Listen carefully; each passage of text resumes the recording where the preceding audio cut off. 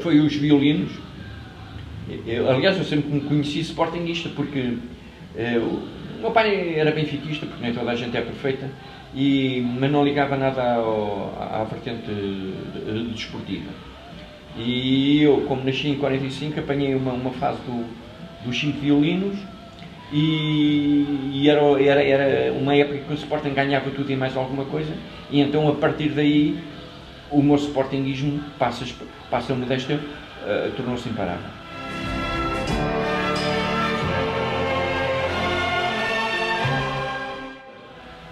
Tenho muitas. Olha, a primeira começa logo pela feitura do museu. Porquê? Porque essa é que me marcou mais. E marcou-me porquê? Porque se não me marcasse, o museu não existia. E porquê? Porque o meu pai me castigou porque queria que eu estudasse. Os pais antigamente eram muito rígidos com os filhos na vertente de estudos. E o meu pai não fugiu à regra. E como eu não tinha nenhuma vocação para os estudos, aliás, ainda hoje eu detesto ler, não tenho paciência para ler, e então eu fechava-me num quarto à chave, onde eu tinha um guarda-vestidos, onde já tinha muita documentação alusiva ao Sporting. Foi desse castigo. Porquê? Porque como eu tinha o guarda-vestidos, eu já tinha lá revistas, já tinha lá pósteres, que estava tudo hoje exposto aqui, não é? Estão aqui 3.000 e tal pósteres, portanto, já tinha muitos pósteres, revistas, jornais, etc.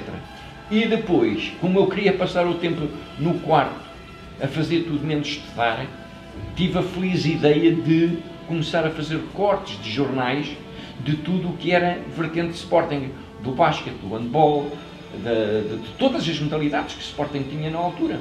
E então aquilo era colado com água e farinha de trigo, porque não havia cola. E então aquele trabalho fascinava-me. Eu já adorava estar fechado no quarto, porque aquele estava a fazer algo que a mim me encantava. E de tal maneira que ainda hoje, todos os dias, a partir das 6h30 da manhã, já estou a fazer este trabalho sem estar castigado e com cola. E com cola. Portanto, a paixão nasceu daí.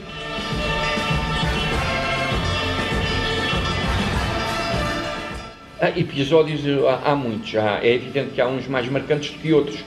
Uns na vertente mais sentimental, que nos envolve numa situação emocional fortíssima, e outros numa outra vertente mais humorística. Há de tudo um pouco.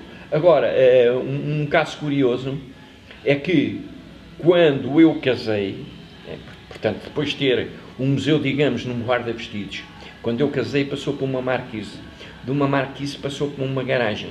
Ainda ninguém conhecia nada, era o meu museu, unicamente o meu museu. Até que um dia, e eu acho que nunca disse isto publicamente, eu acho que é a primeira vez que estou a fazer, o Sporting veio a Leiria disputar os campeonatos nacionais de boxe, e a equipa do Sporting ficou instalada no extinto Hotel Lis, onde estava o meu grande amigo, hoje o meu grande amigo, e que também já foi seccionista no Sporting em várias modalidades, passando até pelo futebol, e depois mais tarde começou a escrever na bola, agora também já não o faz, que é o Vítor Cândido. E o Vítor Cândido era o seccionista de boxe. E eu humildemente, um bocado acanhado, fui ter com ele ao hotel e disse-lhe que gostaria muito que a equipa de boxe do Sporting fosse visitar o meu museu, a casa. E eles foram lá.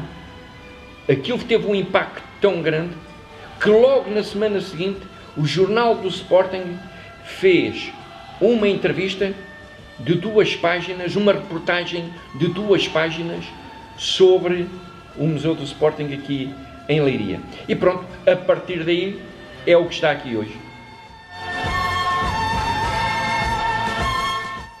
Olha, aquela que me tocou mais, que me tocou muito e que é inesquecível, pelo momento que eu vivi na altura, foi quando o José Travassos, que foi o primeiro futebolista português a jogar numa seleção da Europa, que aconteceu em 15 de agosto de 55, e eu tinha uma relação também fantástica com ele, como aliás tenho normalmente com todas as pessoas de bem, e ele tinha-me sugerido um dia que eu fosse a Lisboa para ir à casa dele, porque ele oferecia-me algumas peças para o museu. Também é a primeira vez que eu estou a dizer isto, publicamente. E então, a esposa dele era uma senhora lindíssima, muito bem disposta, só que eu fui encontrar um cenário que não estava à espera. Porque nessas minhas idas a Lisboa, eu vou à casa do Sr. José Travassos, conforme estava combinado quando eu fosse a Alvalade para o fazer, e deparei-me com um cenário que me marcou muito, que foi, quando eu toquei a campainha, ele abriu uma porta, vinha a chorar. Ele vinha a chorar, estava muito emocionado, e a esposa dele tinha um cancro na cabeça, estava numa cadeira de rodas, eu via de costas, e eu já não quis entrar. Mas ele insistiu que eu entrasse. E eu entrei. Fui para uma sala, a sala pequenina, onde ele tinha todo o seu património desportivo. E qual não é o meu espanto, eu já estava numa situação extremamente embaraçosa, e também me fartei de chorar, também me emocionei bastante. E quando ele me diz, olha, o Dinis, leve o que quiser, dava a sensação que ele estava a despedir da vida, ou que a vida já não tinha sentido nenhum para ele. Eu fiquei extremamente incomodado, embora a minha vontade fosse efetivamente trazer tudo o que ele tinha lá, por uma questão de educação eu não o fiz, mas ele reparou que eu estava a observar atentamente este quadro que está ali exposto a óleo. E então ele perguntou-me, então, olha, quer levar este quadro? E eu disse, se José Travassos me oferecer, eu agradeço. E então foi a situação, porque isto agora contado assim, desta maneira, parece que é tudo fácil, mas foi uma situação muito complexa para mim, muito difícil para mim, e que eu recordo com muita emoção.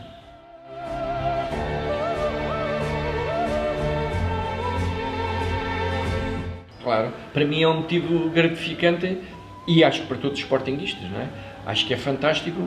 Nós temos a consciência de que o Sporting é efetivamente o único clube no mundo com 2 museus oficiais, o de Lisboa e o de Leiria. Porquê? Porque este foi todo constituído por mim, ainda lhe continuo a dar vida, ainda lhe continuo a empregar todo o meu tempo, a partir das 6h30 da manhã até à hora em que me deito.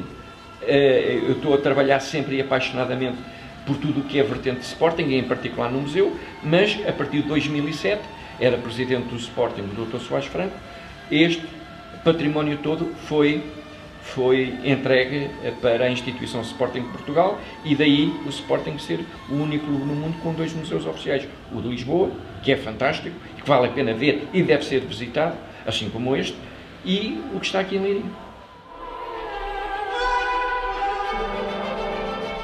No atletismo, logicamente, foi o Carlos Lopes. O Carlos Lopes, em primeiro plano, o Fernando Amed e outros atletas que não conquistaram assim títulos europeus e mundiais, mas que a nível nacional foram fantásticos. A Lélia Mendes, a Lídia Faria, o Pedro Almeida, o Armando Alves Galega, o Aniceto Simões,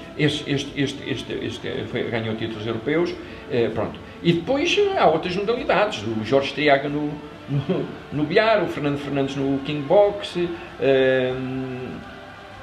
muitos, o professor Mário Muniz Pereira, que é uma referência mundial e que não pode ser esquecida, e depois no futebol, logicamente, grandes futebolistas, desde os violinos, tornava-me fastidioso estar agora aqui a enumerar tantos e tantos nomes, porque depois há um ou outro que graças a Deus ainda é vivo e depois não foi referenciado e pode sentir alguma mágoa, como já tem acontecido.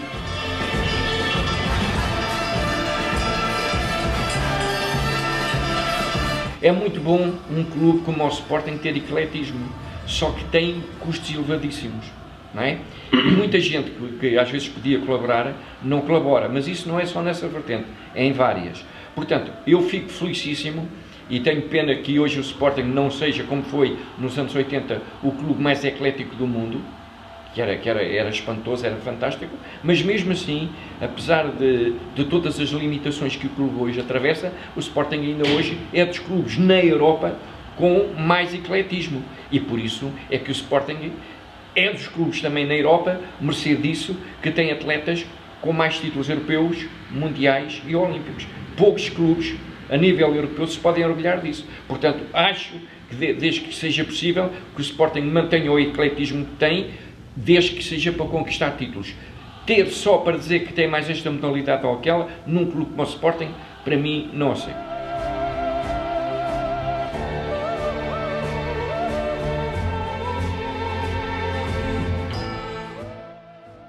É assim, amor à família, paixão ao Sporting. E eu posso explicar porquê. Amor à família, porquê?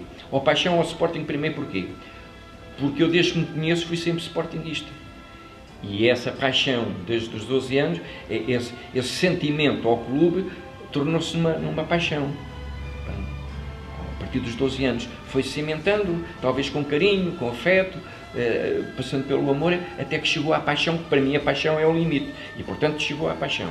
Amor à família, porquê? Porque construímos família, e temos filhos, temos netos, e, portanto, o sentimento de familiar, para mim, está inserido no amor.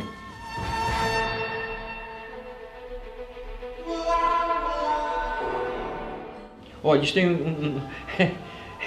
é um episódio giro. Eu vou-te explicar porquê. Porque Francisco Stromp é uma figura mítica de Sporting. E toda a gente gosta de receber o prémio Stromp, porque tem qualquer coisa de especial. E aconteceu um caso, hoje é um caso giro, na altura não achei muita piada, mas vou contar também pela primeira vez publicamente. Há aqui em Leiria um grande sportinguista e meu particular amigo, José Luís Neves Júnior, que trabalhou na Câmara muitos anos e também trabalhou muito em prol do Sporting. E nós, a partir de determinada altura, começámos a trabalhar em conjunto em todas as iniciativas do Sporting. Até que, em 1978, há um amigo meu, dentro da conjectura do Sporting, que me disse: Bernardo Diniz, você e o José Luís Neves Júnior este ano vão receber o prémio Stromp. E eu fiquei todo contente. O que eu vou receber o prémio Stromp? E eu estava ansioso que viesse nos jornais o nome dos galardoados. Qual não é o meu espanto? Quando for comprar o Diário Popular, vejo o nome dos galardoados e não vem o meu nome, mas vem do José Luís Neves Júnior, com toda a justiça. Fartei-me de chorar, porque isto é a mesma coisa que a gente dar um brinquedo a uma criança e depois, por uma circunstância qualquer, tirar-lhe o brinquedo, porque eu queria esse fascínio dentro de mim. E então passei uns momentos bastante complicados. Mas depois há males que vêm por bem. Porquê? Porque, passados uns meses, o grupo Stromp era treinador dos Júniores de Sporting, o professor Cassiano Cá de Leiria, que também fez um bom trabalho nessa vertente no Sporting. O grupo Stromp convida-me no Hotel Roma só para um jantar comigo. Um jantar, digamos, íntimo. Eu, com toda a conjectura do grupo Stromp. E ofereceram-me uma placa que tenho ali embaixo, na parte de baixo do museu. Fiquei uma noite toda, dormi no Hotel Roma. Fui para Lisboa com o professor Cassiano, fui lá a esse jantar, que eu nunca mais esqueço, eu ainda muito jovem, na altura também, e dormi no Hotel Roma. E depois de manhã foram buscar táxi ao Hotel Roma, foram levar às caminhagens e vim de expresso para Leiria. E no ano seguinte, 79, e então eu fui eleito sócio do ano, recebendo o prémio de Stromp, do qual eu tenho muito orgulho. Foi um dos momentos mais importantes para si? Foi aquele que me emocionou muitíssimo. Para mim tudo que é Sporting é importante, mas em termos pessoais, pelo que representa receber um prémio Stromp, foi realmente fascinante.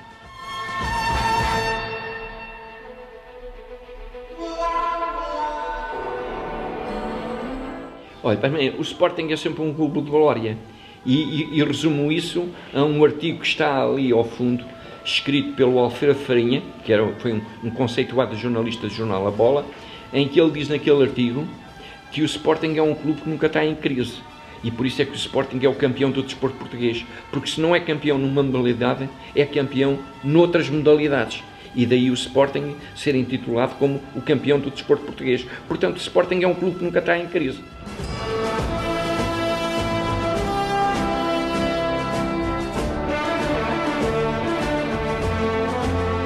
O Conselho Leonino, na minha ótica, eu estou a falar à vontade, porque estive inserido nele durante muitos anos, e acho que não tem utilidade rigorosamente nenhuma. Ter-se um Conselho Leonino tem que ser revisto e muito bem pensado para que possa ter utilidade na vida do Sporting de Portugal.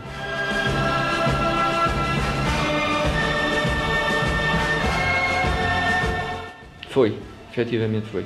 Eu tenho muita saudade de João Rocha, foi uma pessoa fantástica, mesmo em termos pessoais.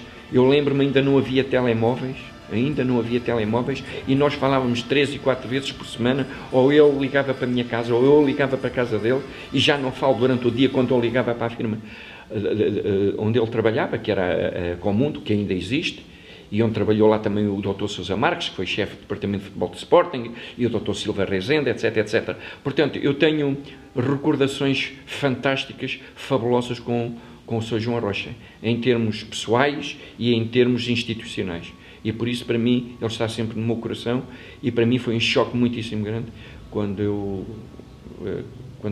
morreu. Bruno de Carvalho é presidente do Sporting. E como é presidente do Sporting, todos os sportinguistas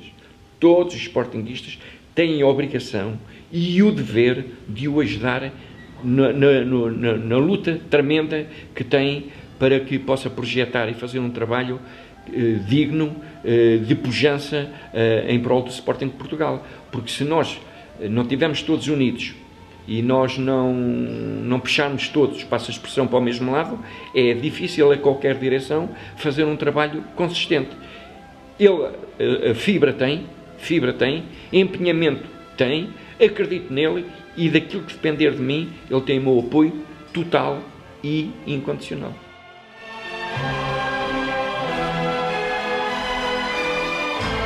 Olha, um conselho muito simples, e isto é para todos os sportinguistas. Não é a começar em mim, porque eu estou à parte, porque a minha filosofia de sportinguista foi sempre, e será até ao fim da vida. O verdadeiro sportinguista não é do Sporting Clube de Futebol. O verdadeiro sportinguista é da instituição Sporting Clube Portugal, que é muito mais importante que qualquer modalidade. E, portanto, os sportinguistas, se quiserem ter uma cultura desportiva que deve ser enaltecida e servir de exemplos para os outros, têm que olhar mais para a instituição, ter orgulho da instituição a que pertencem, lamentando, logicamente, os insucessos que o clube possa ter em alguma vertente, e em particular no futebol, mas mais importante, como eu disse há bocado, que qualquer modalidade é o Sporting Clube Portugal. Eu sou do Sporting Clube Portugal, instituição, e por isso chego a janeiro de cada ano, eu mais a minha família, eu e a minha mulher somos sócios efetivos, os meus filhos são sócios efetivos B, e os meus netos que até aos 10 anos ou 12 não pagam cotas, também têm cotas. Em janeiro todas as cotas são pagas, independentemente de qualquer crise. Por isso, a única mensagem que eu deixo aqui a todos os sportinguistas é que tenham tanto orgulho como eu tenho de pertencer à maior instituição de Portugal, a uma dos maiores da Europa e do mundo, e se tiverem dúvidas sobre o que é a história do Sporting, visitem o Museu em Leiria ou de Lisboa e vejam qual é efetivamente a história do Sporting Clube Portugal. Quantos clubes há por esta Europa fora e por este mundo fora que nunca conquistaram um título? E nós, sportinguistas, em várias modalidades, temos títulos europeus, mundiais e olímpicos. E, portanto, o meu orgulho de sportinguista nem a morte me tira. E viva o Sporting!